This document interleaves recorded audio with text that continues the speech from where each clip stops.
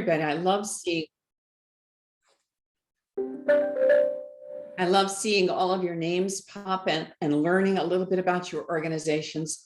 And I enjoy so much these events that we hold periodically. So it brings together a whole group of us who have such different connections to the Community Foundation. I see donors online today. I see partners. I see the nonprofits in our areas. And we're especially glad to have today a lot of the network from First Steps who are doing such great work. So the connections today are all about those of us who are invested in some way or another in the Community Foundation, either as donors or supporters, or those who receive and do the great work in our community. So welcome to all of you. I didn't say my name, but it's there on the Zoom. I'm Pat Heyer, and I'm currently the chair of the board. I see lots of board members on the call today too, so thank you for joining us today as we venture into the territory of what happened in the last year and what it is that the First Steps Network is about. So just let me turn it over to you and see how you want to proceed with today's meeting. Sure, sounds good. Well, thanks, Pat. And again, I'll just echo Pat's words. Thank you so much for everybody joining us this morning. And it's nice to see a lot of familiar faces and names and folks who are going to be very familiar with a lot of the accomplishments over the last year because you helped us to attain those. So I'm going to share my screen and get us started. Give me a nod if y'all can see that okay. Good.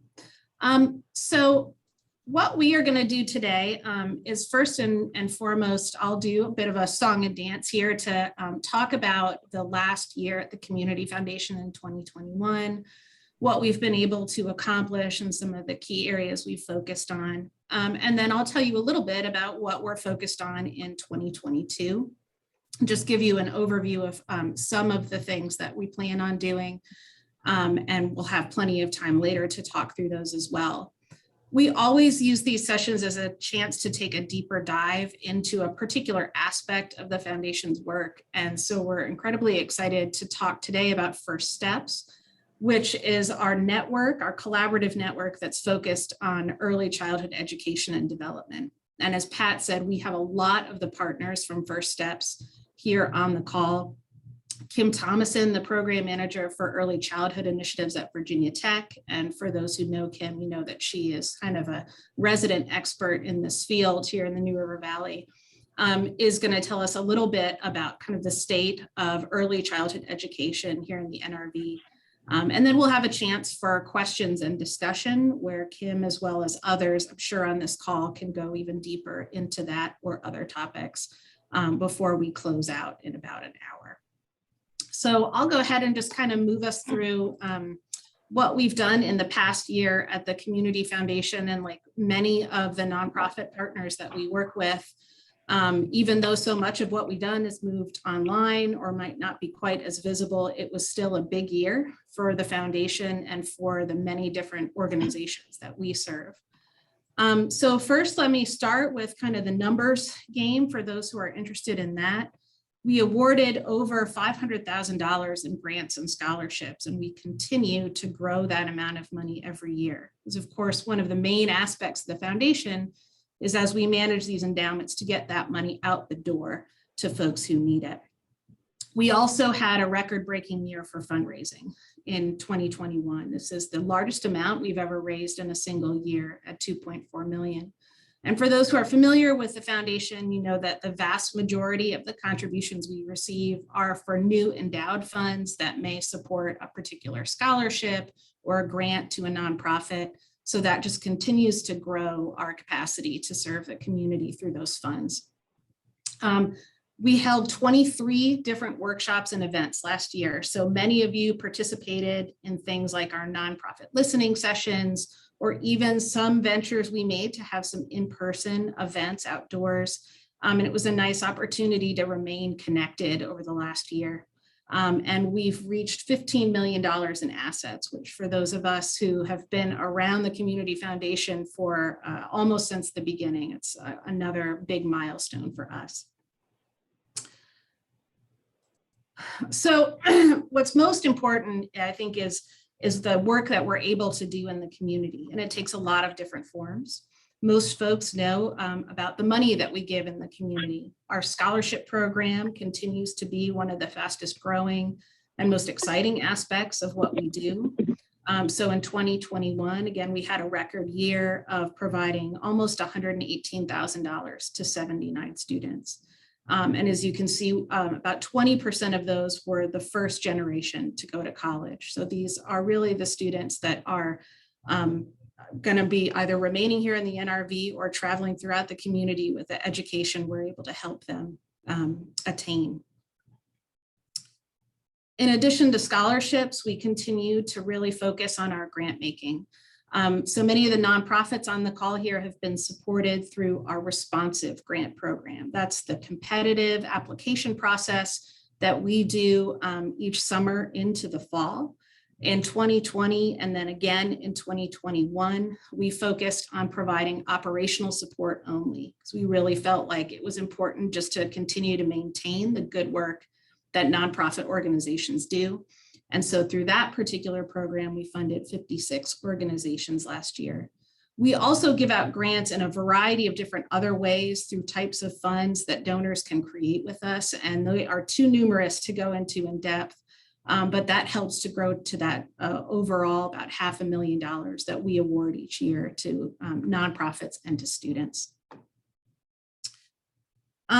You probably know that the foundation doesn't stop at our grant making. So we're really focused on providing opportunities for nonprofits to either grow their capacity in areas like fundraising or other skills and to create some peer-to-peer learning and experiences for nonprofits. The most visible of that is our online giving day that we hold each June. So we held our 8th annual giving day last June and raised over $500,000 for 92 different nonprofits that have a profile on our Give Local NRV platform and use it to raise money.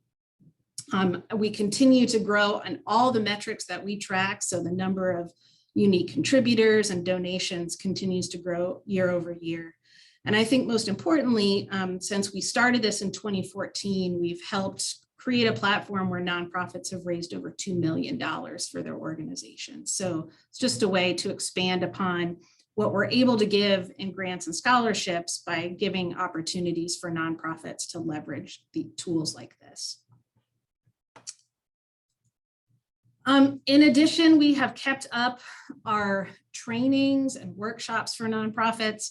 We held those virtually in 2021, and you can see here the variety of kinds of topics that we address. So every year we do a survey at the end of the year of nonprofits to get ideas on the types of topics that they want to hear about.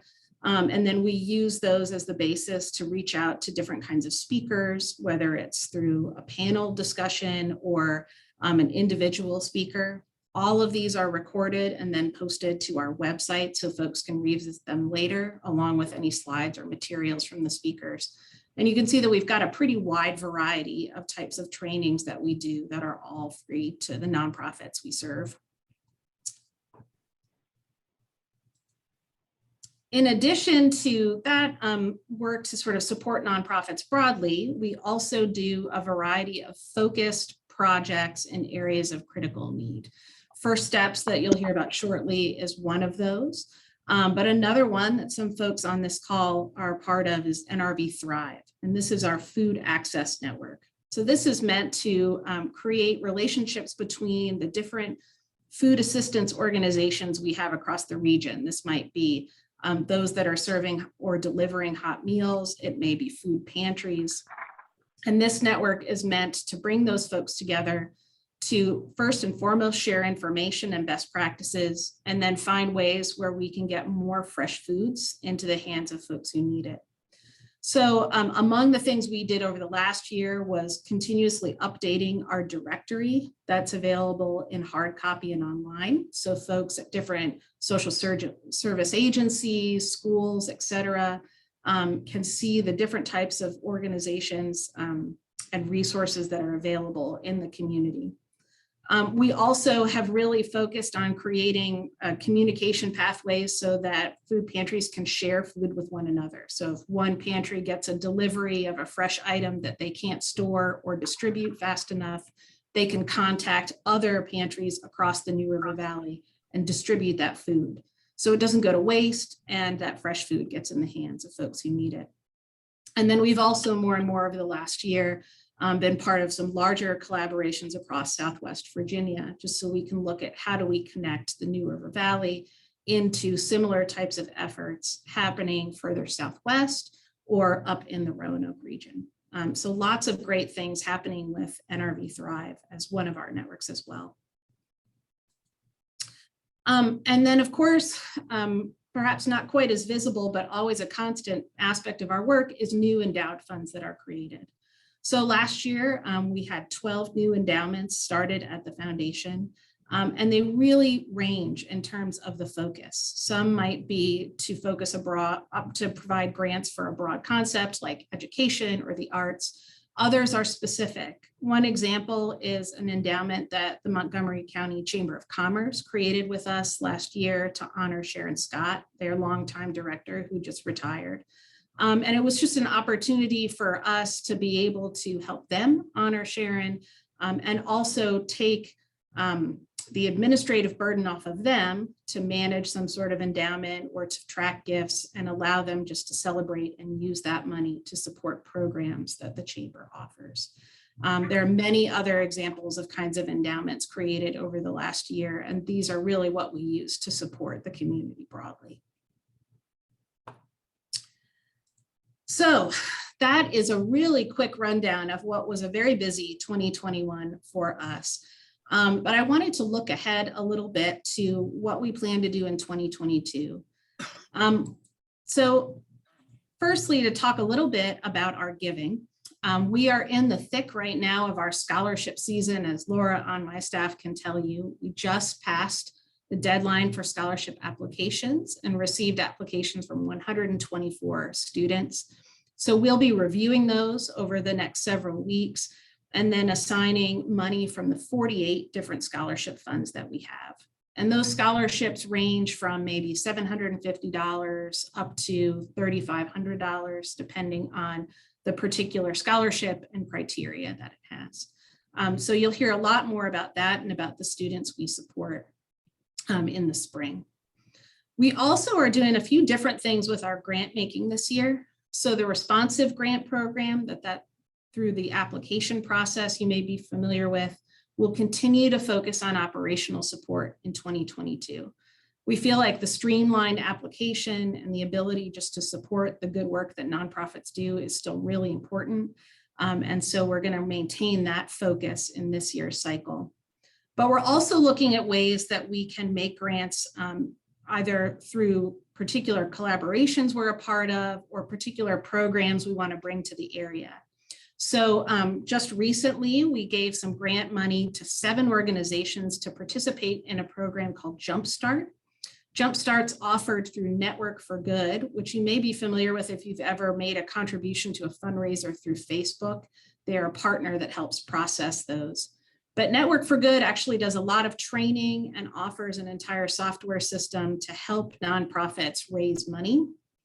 And so through this program, the 7 organizations that receive support from us will get one-on-one coaching from Network for Good and mentorship to be able to really build their capacity to raise funds over the course of the year. So again, this is a way for nonprofits to, of course, not just rely on us or local donors, but to look for ways that they can grow that capacity more broadly, even with small staff and limited resources. And then finally, we're looking at ways where as projects emerge from groups like Nrv Thrive or First Steps, that the foundation can put grant funding behind it beyond just the staff time that we put in. And so I'll tell you a little bit about how we did that last year, and we'll continue to do that in 2022 as we focus on these individual initiatives. We're going to keep going with Give Local. We are in our 9th year of our online giving day, which comes up on June 22nd. And our hope is that we can get about 100 nonprofits to participate across the New River Valley on that giving day. So registration is open for nonprofits that are on this call. Make sure that you visit the website and register. Even if you were part of it last year, We ask you to register again. Your profile will still be there in the same, but we just collect new information each year as we think through our prizes and want to know who's involved with the giving day. And we hope to raise over $550,000 this year across the nonprofits that participate. So I'll be hearing a lot more about that over the next several months. We also, some folks may be familiar with an initiative that many different community partners, even beyond those that are listed here, have been engaged in over the last 2 years. So Healthy Roots NRV really builds on collaborations that have existed in the area, some for decades, like PATH, which is a group that focuses on access to healthcare, as well as some collaborative groups that we work with at the foundation, like First Steps and Thrive. And there was a feeling a couple of years ago that many of these collaborative groups were wrestling with some of the same issues like transportation or mental and behavioral health. So there was an opportunity for them to work together. At the same time, we were learning from the community health assessment that's carried out every 3 years with the leadership of Carillion and others, that there are these many what we call social determinants of health. So things like access to housing or childcare or food really affect the health and wellness of our region substantially. So Healthy Roots NRV is an effort to bring together existing collaborative groups under one umbrella so that they continue to do the good work that they do, but they're linked into a larger system that will allow them to work together, to receive support from staff, and to continuously collect more information and data about how well are we doing when it comes to health and wellness in the region. And that is going to be kicking off even more so this year with the support of many partners that will help us to make Healthy Roots a reality. And you'll be hearing more about that over the next year as well. So that gives you a little bit of a sense of what we're working on in 2022. And at the foundation, we really focus when we take on projects of being committed to those projects for the long term. And being deeply invested in those. And so we wanted to take a little bit of time here to talk in particular about First Steps, which is a project that we started back in 2016. And Kim and others on the call can speak very eloquently about the critical importance of early childhood education and development and efforts that have been going on in this region for many, many years to strengthen early education and all the support services we offer to families. Back in 2014, the foundation decided that we wanted to devote some funding and time to critical areas of need. So things like food access, early education, aging, and the services for an aging population.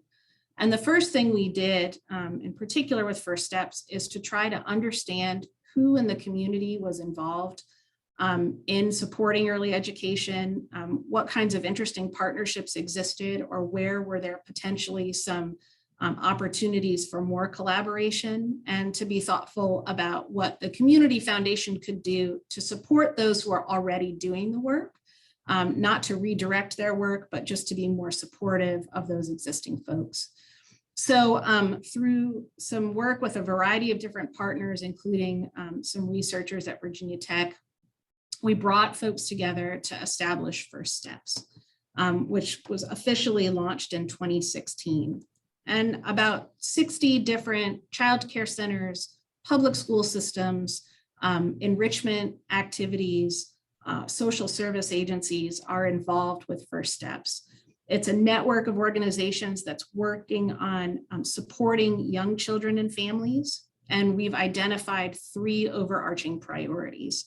They include, first and foremost, sharing information, because we have a lot of fantastic organizations and programs in the region, but families often don't know about them or aren't sure whether it's the right fit for them. So making sure that we have information available and that trusted sources can work with families to get them the resources they need. Then we want to focus on speaking with a common voice about how important early childhood is, not just to the child themselves and the family, but to our community as a whole. And then finally, we want to support the early childhood workforce. So educators, as well as social and human and health services folks who are really working with young children and often are underappreciated or underpaid in a lot of ways. So we've been working over the last few years with a variety of programs to try to strengthen our network.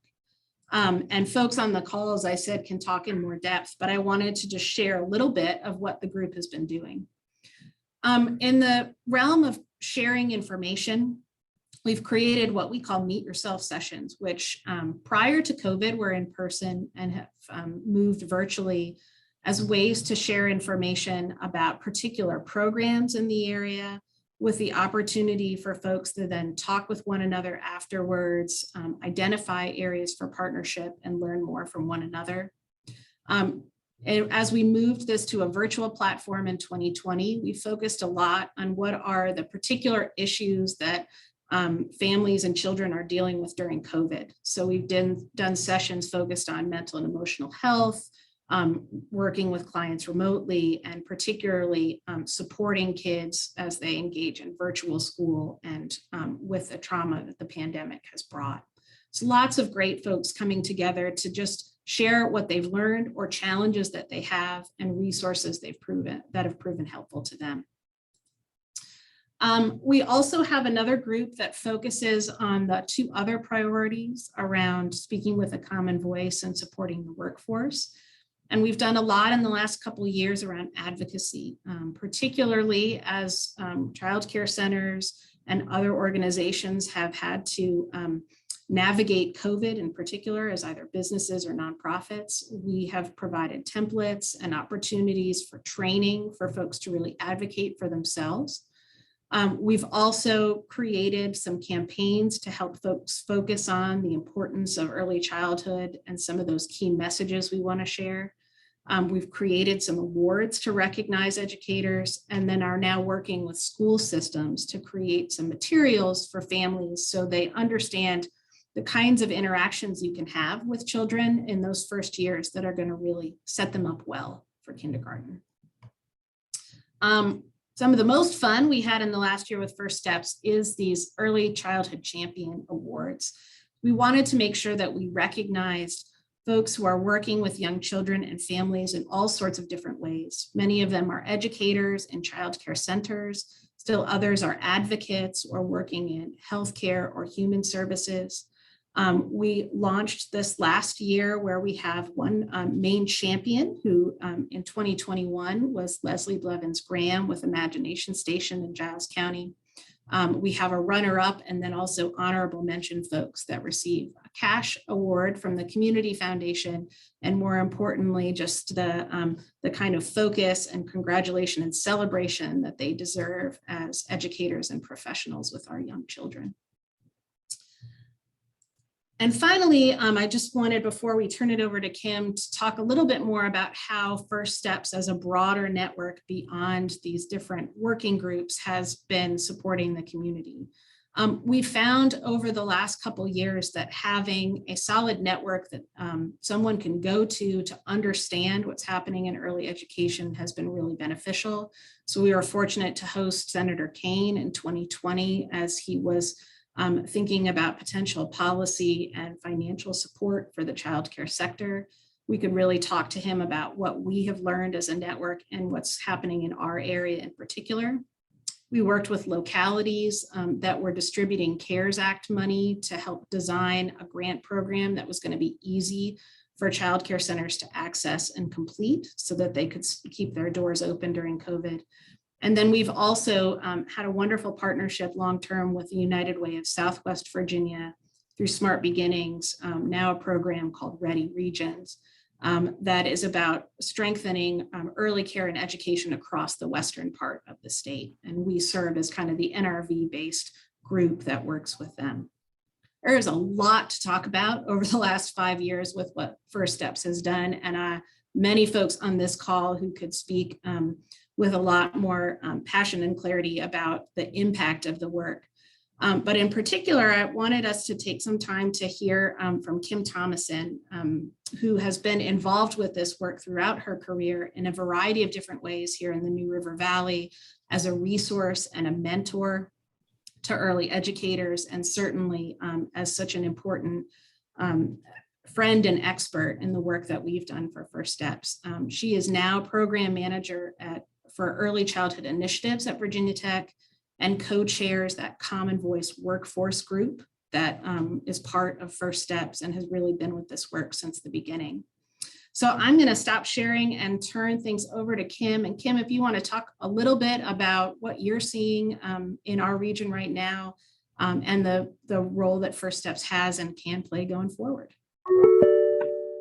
So I thought I'd just kind of walk us through some of the history of early childhood, as well as what we're seeing at the local and state level and how that ties in to early care and education and the work that First Steps is doing. You know, it's just been a great privilege for the last 18 years of my career to be in the New River Valley and working alongside the early childhood educators of the New River Valley as a coach, as a mentor, as a consultant, really allowing me to kind of see firsthand the daily strides and struggles that these educators make. But we just kind of want to remember kind of our roots as we do with anything. So the roots of early childhood education go as far back as the early 1500s, where the concept of educating children was attributed to Martin Luther. He believed that education should be universal and made it a point to emphasize that education not only strengthened the family, but the community as well. Here in 2022, we are truly seeing that early childhood education remains essential. Early care and education is more than preparing children for kindergarten. It is about a holistic support of a child's social, emotional, cognitive, and physical needs so that they have a foundation for lifelong learning and true well-being. High quality early care and education also engages parents as co-teachers, and that builds a foundation for that partnership. When parent-teacher partnerships are successful, what we see that positivity echoed throughout the child's life and the life of that community. Knowing that high-quality early childhood education is also an essential factor in the economic health of a community by allowing more parents to enter and remain in the workforce. While the impacts of early childhood education on our society are prevalent, our fiscal and technical support of programs falls behind. The operational gap is seen in our Nrv programs work each day to stabilize from that kind of the collision of what we're seeing around the Great Resignation and what I'm calling the Great Resocialization. This collision throughout the pandemic has really resulted in a lack of workforce for our providers in the area, and also children needing extra support with social and emotional skills. In a recent comparison that I did of license capacity to attendance at licensing visits, it shows that full-time childcare in the NRV is operating at about 67% of capacity. Directors report this is largely due to lack of workforce. You know, nationally, we are seeing about 18% fewer early childhood educators in this industry. So therefore, daily, our directors are really working relentlessly to retain and recruit teachers, you know, balance that bottom line so they don't have to increase tuition for our families, while assisting teachers who are really overwhelmed by the increasing number of children who need significant social support with their social emotional developments. We also see more than ever that teachers are the first and often the last contact for children and families each day, as they are often faced with the weight of the family's needs for additional support and resources. These teachers then are just really striving and trying to find support in the areas of social emotional development, guidance, trauma responsive care, and community resources for these families. At a time when teachers struggle to even have a lunch break, they give hours at lunch or in the evenings to gain these resources. All the while, the state is too trying to work to better resource teachers and families throughout several different initiatives. On the quality front, we have seen the oversight of early care and education fully move to the Virginia Department of Education this past July. With this movement, we have seen the introduction of the latest version of quality rating improvement systems called VQB5. So we're entering into those kind of unofficial practice years. This new version of the quality rating improvement system really will evaluate the educator's ability to maintain a positive classroom environment in which high quality interactions can occur both between peer to peer as well as teacher to child. This system also will look at and require an implementation of a curriculum that is aligned and approved by the state that will support all areas of child's development. On the front of affordability, we've seen Virginia expand its child care subsidy benefit program to families, waiving its copay until May of 2020. So with these qualification expansion, we see an income expansion. So if families have a child who is not yet in kindergarten and their household income does not exceed 85% of the state average income. So a comparison to that is a family of 4 can make just shy of 90,000 and still qualify. They can qualify for this assistance, which has been a huge increase in families that can be served. Assistance is also available for other children in the family under age 13. In this same subsidy benefit program, we've seen the employment criteria change, expanding eligibility to include job search, in addition to education, employment, or work-related training. And we've seen the removal of the requirement to participate in any child support enforcement, which was huge for many of our families. We are also continuing, the state is continuing to pilot this subsidy reimbursement in form of how they are reimbursing the providers at a higher rate that more aligns to the cost of true quality. On the access front, we have just seen a recent launch of Ready Regions initiative. This initiative will continue to to address access issues for preschool children through those private-public partnerships, as well as coordinated enrollment. So we will hopefully see an increase in what we're calling our mixed delivery sites. That is a partnership between BPI Head Start and private centers. And as well as that coordinated enrollment that I do believe we're piloting that here this spring in Montgomery County on a smaller scale. So as these policy changes occur and begin to play out, it really leaves us here in the New River Valley asking, how do we support programs in their efforts to stabilize and provide this consistent quality early care and education for the families and children that we serve? For me, I believe it's really through the work of community networks such as First Steps. First Steps has been a consistent, reliable, trusted network for programs through many local program changes.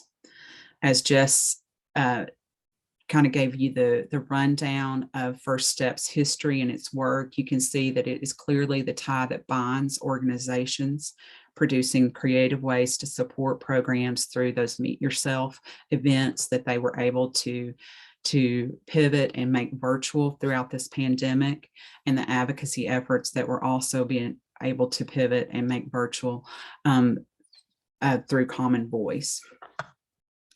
First Steps continues to shine the light on issues faced by early childhood education and really work to discern next steps in resolving these issues locally. I believe this type of local collaboration serves as a foundation on which stabilization of early childhood education can be built. And we've seen that just through the interaction and the trust and the continued conversations that we've had throughout this network's time. Ellie Weisel wrote, "The essential questions have no answers. The moment we have answers, there is no dialogue. Questions unite people, answers divide them." And if you ever join us at either of these First Steps working group, I think you will really see a network of organizations that are really fully united, through a consistent quest to support the professionals of the NRV and the families they serve, even in these changes, and in feeling that they are really navigating and working to navigate the changes alongside our early childhood education providers and professionals. So those are kind of the comments that I have around early care and education. You know, I can't underline enough that the every day is new and still changing, and program directors and teachers are really working to stabilize their systems and the quality of care and early childhood education that they are providing throughout this time to meet the families' needs within the communities. And it has truly been a struggle, but throughout the last 2 years. But you know, I'm just proud to say that as I continue to work with educators and directors throughout the New River Valley, that they are handling this as best as you could possibly imagine in the face of workforce shortages, fiscal, you know, strains, and in just supporting the families with all the family dynamics that are being laid before them at this time. Kim, thank you so much for kind of giving that overview. And I'll just sort of underscore a couple of things. I, of course, am a parent, but don't work in early childhood education. And there are just issues and questions that come up constantly that I find absolutely baffling, and amazing that our educators are addressing these every day. So that those workforce questions are really the most important ones that our region and really across the state and the country are dealing with. We have some fantastic programs locally that train folks in early education through New River Community College, Radford University, and Virginia Tech. But folks aren't going to go into that field when they're not paid a living wage that they need to be paid as professional educators. And you heard a lot about what the state is doing and has done to really improve quality education and to focus on how important those first 5 years are. And that means we're training teachers to really be mindful of that work, and they need to be paid accordingly. And at the same time, we're seeing our childcare providers balance that pay that, that teachers deserve with the fact that childcare needs to be accessible to families. And so really trying to figure out how to navigate that difficult financial system has been incredibly difficult, and amazing to see all of the different strategies that we've taken in the NRV and that are happening Virginia-wide and really countrywide.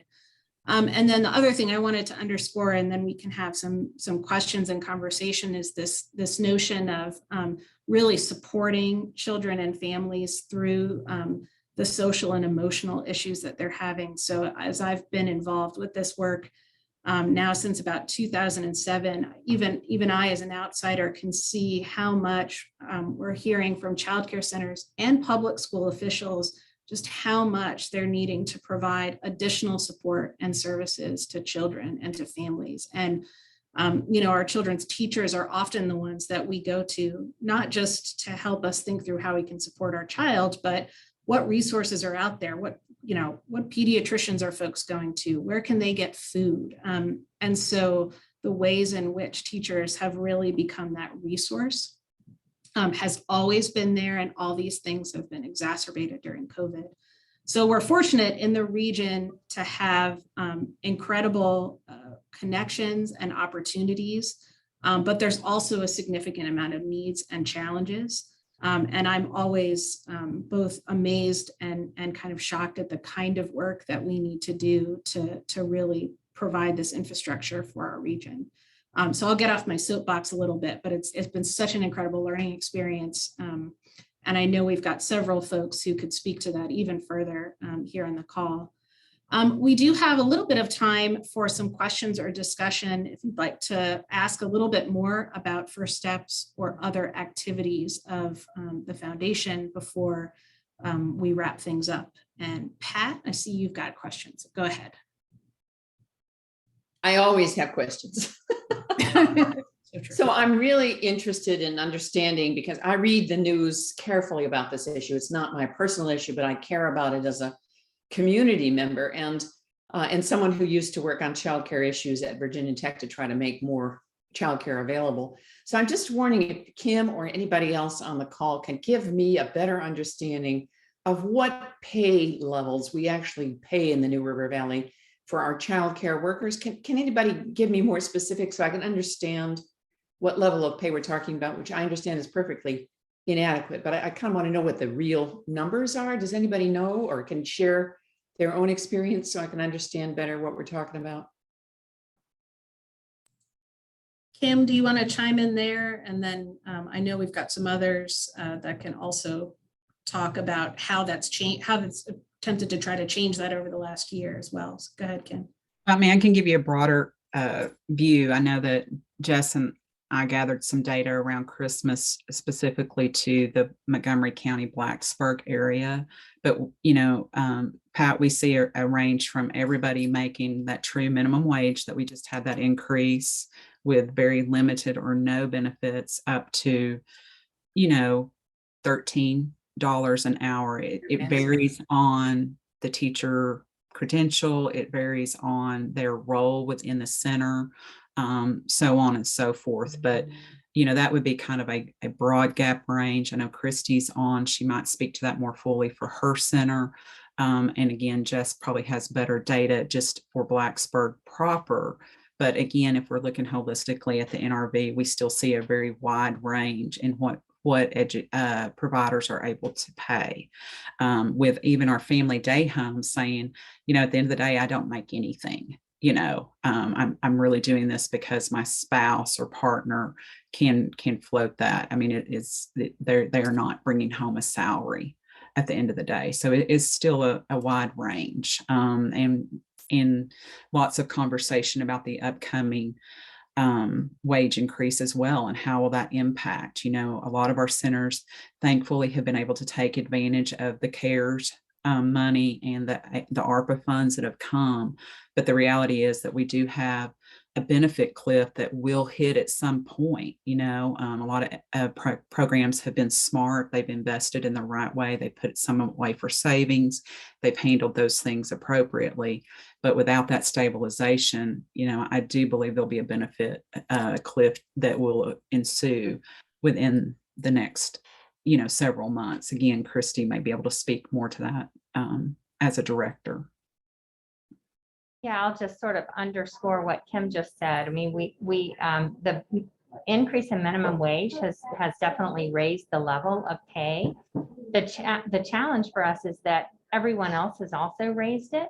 So, we've always kind of been competing against, McDonald's and things. And, now these folks in the community where everyone's hiring and they're competitive, they're much more competitive than our industry can be. So it's difficult for us to recruit someone who's working literally on the front lines of the pandemic.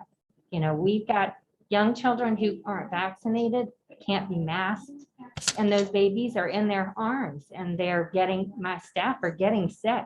I've got 10 people out today, either with COVID or in quarantine because of family.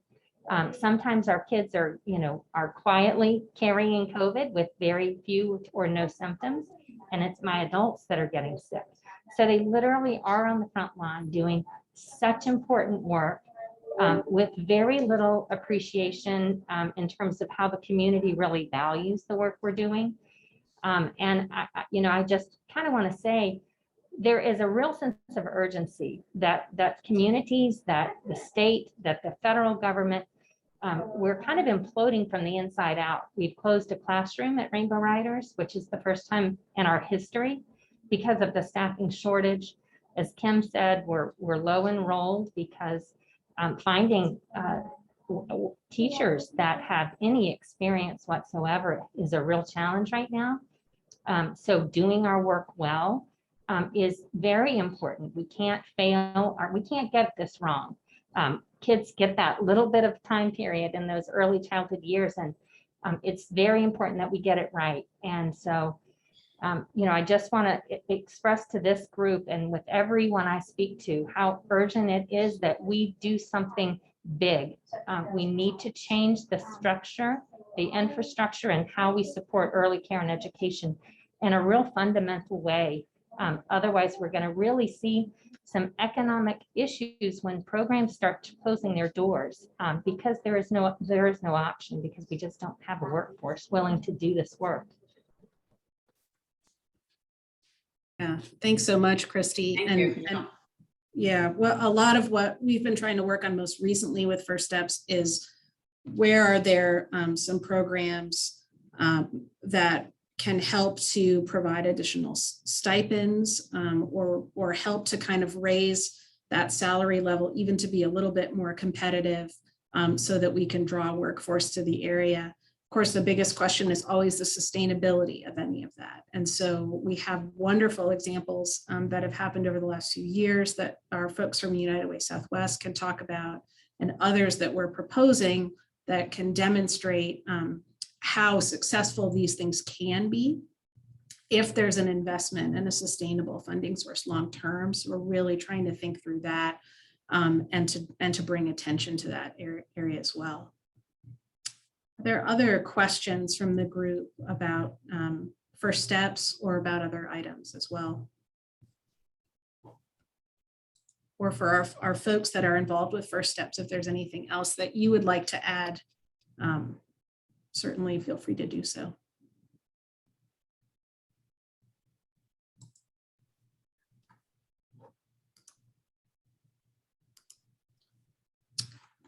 Okay.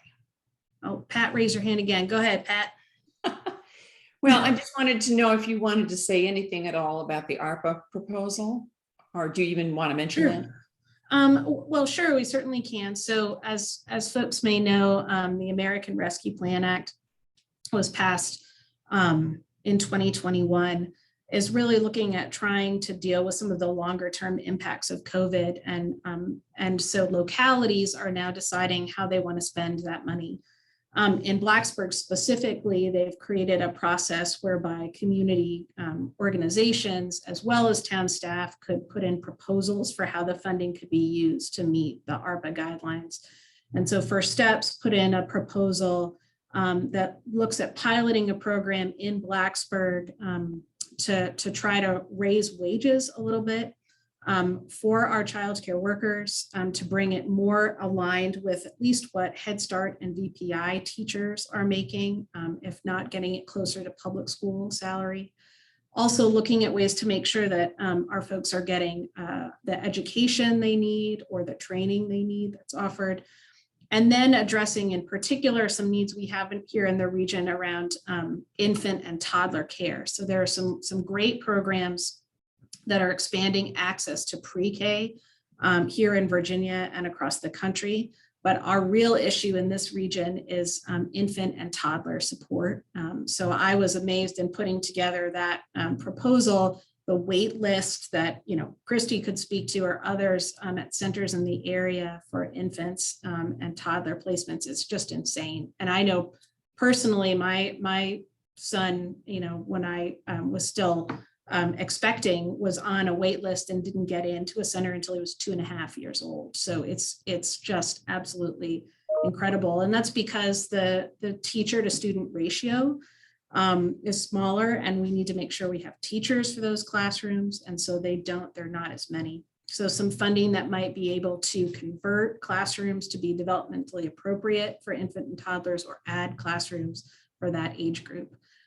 So we won't know whether or not that will receive funding. There were a lot of different requests that went in, all very helpful. And if you look in the chat, Ellen Stewart, thanks Ellen, put a link to a survey that is out right now that's getting community feedback on a variety of different project proposals. This one for strengthening the early childcare workforce is one of the ones that you can comment on and select as one you'd be interested in seeing happen in Blacksburg. And our hope is that the Blacksburg focus can be a pilot for what can happen more broadly, and then link, of course, to the broader work happening with this Ready Regions work in the southwest part of the state.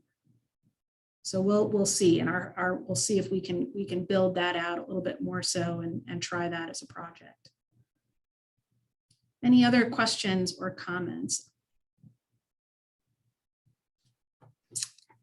let me just share as we kind of close out here. Thank you, of course, to Kim. And if there are folks that are interested in learning more about First Steps, you can visit the CFNRB website. I'll be sending out after this event this week a link so you can see this recording or share it with others, as well as a link to the First Steps page so you can learn a little bit more about the work that First Steps does and some of our partners. But just as we wrap up, I wanted to talk a little bit about, as we move forward, we always are looking for more support for the work that we do. And so there are a variety of different ways that you can get involved with the community foundation or support the work that we do. But I did want to highlight one that we launched last year called the 1994 Society. And this is just a group that helps support all of our different initiatives like First Steps. So if you like what you heard about First Steps or the Nrv Thrive initiative, when folks give through this program, it goes directly to supporting those networks. And it's just really an opportunity not only to give, although we really appreciate that, but to learn more about what we're doing, to attend different events where you get more of a chance to kind of interact with the foundation and the folks that are doing this work every day. And I'll put that link out as well. That's also on our website if you'd like to contribute. This honors some of our founders, which you can see in the photo here, that helped start the foundation back in 1994. And now almost 30 years later, amazingly, we're trying to really honor their work by expanding our impact in the region. And then, of course, we just always encourage you to contact the foundation. We really pride ourselves on being very accessible. So if you need to send an email, give a phone call with further questions you may have or ideas you have about what the foundation can do to further support the region, we are always looking for those great ideas and opportunities. And we hope that you'll take the chance just to reach out if you want to learn more. And so with that, I don't know, Pat or anyone else, if you have some closing comments for our group, we'll finish out. Let me stop sharing. Any other comments? I just want to thank everybody for being part of today's conversation, both to hear about what's been happening with the Community Foundation, to celebrate all the wonderful endowment gifts that we've received this last year so that there can be more and better work all the time. Our business is not to get the money and keep it, but rather to get the money and make it serve our community. So we're thrilled to be able to be that kind of facilitator for our community needs. And I thank Jess and the staff for doing such a great job there. Thank you especially to all of your First Step folks. You're doing great work and important work, and we're glad to know more about those details that make that work so challenging for you in this time. Well, thank you all so much for your time this morning. Everybody have a wonderful day. Bye all. Thank you all.